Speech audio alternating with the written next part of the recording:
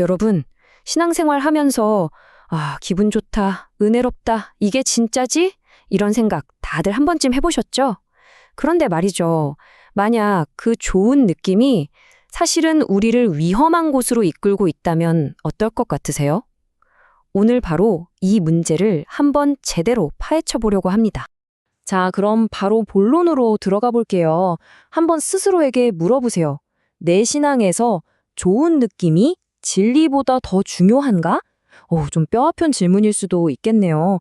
근데 이 질문이요, 지금 우리가 겪고 있는 신앙적 고민에 딱 핵심을 찌르고 있거든요. 바로 이 지점에서 우리가 오늘 다룰 첫 번째 주제가 나옵니다.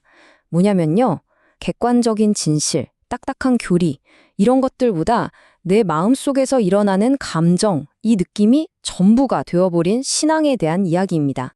전문 용어로는 이걸 감상주의라고 하는데요. 말이 좀 어렵죠? 쉽게 말해서 이런 거예요. 내 신앙이라는 자동차의 운전대를 객관적인 진리가 아니라 나의 느낌이 잡고 있는 거죠. 진리는 조수석이나 뒷자리에 겨우 앉아 있거나 심하면 아예 차에서 쫓겨났을 수도 있고요. 그냥 내 기분 가는 대로 달리는 신앙인 셈입니다. 이런 분들은 보통 이렇게 생각해요. 아니, 뭐하러 그렇게 머리 아프게 교리를 파고들어요. 너무 딱딱하고 재미없잖아요. 지금 내 마음이 이렇게 뜨거운데 이게 진짜 체험이지. 머리로 따지고 공부하는 건 오히려 이 뜨거운 감정을 방해하는 아주 거추장스러운 걸로 여기게 되는 거죠. 자, 이 표를 보시면 그 차이가 정말 확 들어오죠? 왼쪽 감상주의 신앙은 기반이 뭐예요? 주관적인 느낌. 초점은 개인적인 경험. 목표는 감정적인 황홀경. 반면에 오른쪽 교리적 신앙은 어떻습니까? 기반은 객관적 진리. 초점은 성경 말씀. 목표는 하나님을 알아가는 것. 완전히 다르죠? 한쪽은 파도치면 쓸려나갈 모래 위에 집을 짓는 거고, 다른 한쪽은 태풍이 와도 끄덕없는 단단한 바위 위에 집을 짓는 격입니다. 아니, 근데 이런 분위기가 대체 언제부터 시작된 걸까요? 갑자기 하늘에서 뚝 떨어진 건 아닐 거 아니에요.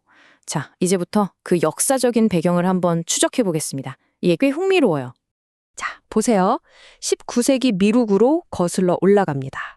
초월주의니 2차 대각성 운동이니 하는 흐름들이 있었죠. 핵심은 이거예요. 그때 당시에 딱딱하고 너무 이성적이고 차갑게 느껴지는 신앙에 대한 반발이었다는 겁니다. 아니, 복잡한 교리는 똑똑한 사람들만 아는 거고 우리 같은 보통 사람들은 그냥 가슴으로 뜨겁게 느끼면 되는 거 아니야? 하는 목소리가 커지기 시작한 거죠. 개인적인 체험, 뜨거운 눈물, 이런 것들이 더 진짜 신앙처럼 여겨지면서 신앙이 점점 머리와 멀어지기 시작한 겁니다. 지성이라는 닻을 스스로 풀어버린 거죠. 자, 그럼 이제 진짜 중요한 얘기입니다. 신앙의 내비게이션 목적지를 진리에서 내 기분으로 바꿔 찍었어요. 그럼 그 길의 끝에는 뭐가 있을까요? 과연 평화로운 휴양지가 기다리고 있을까요? 아니면 낭떠러지가 있을까요? 이 감상주의는 보통 사랑이라는 아주 아름다운 옷을 입고 나타납니다. 사랑으로 다 품어야지 왜 진리를 들이대서 사람 불편하게 만들어 하면서요. 듣기에는 참 좋죠. 근데요, 그렇게 불편한 진실들을 하나둘씩 치워버리는 대가는 생각보다 훨씬 더 큽니다. 그래서 이걸 독이 든 사탕에 비유하는 거예요. 와, 겉보기엔 정말 예쁘고 달콤해 보이죠? 먹으면 기분도 좋아지고요. 하지만 그 안에는 우리 영혼을 서서히 파괴하는 독이 들어있는 겁니다. 진리라는 해독제가 없으면 그 달콤함에 취해서 결국 쓰러지게 되는 거죠. 진리를 외면하면 어떤 일이 벌어지는지 한번 보세요. 연쇄 반응이 일어납니다. 먼저 핵심 믿음이 희석돼요. 남들 기분 상하게 할까봐 슬쩍슬쩍 말을 바꾸는 거죠. 그러다 보면 신학적으로 타협하게 되고 세상 철학이랑 막 뒤섞여 버립니다. 당연히 기반이 없으니까 문화적인 유행에 이리저리 휩쓸리겠죠. 그리고 가장 무서운 건 결국 내가 믿고 싶은 대로 하나님을 만들어버리는 우상숭배에 빠지게 된다는 겁니다. 내가 듣기 싫은 죄 이야기는 쏙 빼버리고 말이죠. 이렇게 진리 없이 표류하던 배는 결국 어디에 도착하게 될까요? 네, 아주 위험한 암초에 부딪히게 됩니다. 그게 바로 반지성주의라는 덫이에요. 이게 어떻게 진행되냐면요. 보세요. 1단계, 교리는 너무 딱딱해. 여기서 시작해요. 2단계, 내 느낌이 더 진짜 같아. 3단계, 굳이 머리 써서 공부할 필요 없어. 그리고 마지막 4단계는 묻지도 따지지도 말고 그냥 믿어가 되는 겁니다. 이건 순수한 믿음이 아니라 생각하기를 포기하는 거죠. 바이러스에 대항할 면역 체계를 스스로 다 파괴해버려서 어떤 이상한 사상이 들어와도 무방비로 감염되는 상태가 되어버리는 겁니다. 역사가 그레그 싱어는 이걸 아주 정확하게 짚어냈어요. 지적인 엄밀함을 잃어버리는 것은 그냥 신학적으로 항복선언을 하는 것과 같다. 와, 정말 강력한 표현이죠?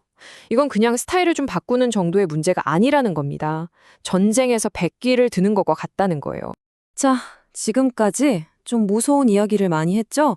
마음이 무거우실 수도 있겠네요. 하지만 절망할 필요는 없습니다. 길이 있어요. 이 독을 해독할 수 있는 해독제가 분명히 존재하거든요. 과연 그게 뭘까요? 정답은 의외로 간단합니다. 생각을 멈추는 게 아니라 오히려 더 똑똑하게 생각하는 거예요. 머리를 버리는 게 아니라 우리의 이성을 하나님이 주신 선물로 여기고 적극적으로 사용하는 믿음. 네, 바로 똑똑한 믿음이 해독제입니다. 그럼 똑똑한 믿음이 뭐냐? 오해하시면 안 돼요. 이건 차가운 머리만 강조하는 게 절대 아닙니다. 오히려 그 반대죠. 합리적으로 따져보고 역사적 사실에 근거하고 말씀을 깊이 이해하려고 노력하는 거예요. 왜냐하면 진정한 사랑은 진리라는 땅 위에서만 자랄 수 있다는 걸 알기 때문입니다.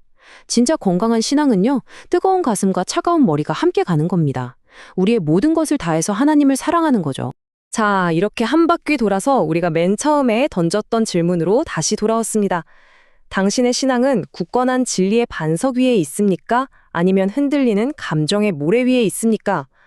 아마 지금 이 질문은 처음 들었을 때보다 훨씬 더 무겁고 또 중요하게 느껴지실 겁니다. 한번 조용히 여러분의 신앙의 집, 그 기초가 무엇인지 들여다보세요. 그 답에 따라 모든 것이 달라질 수 있습니다.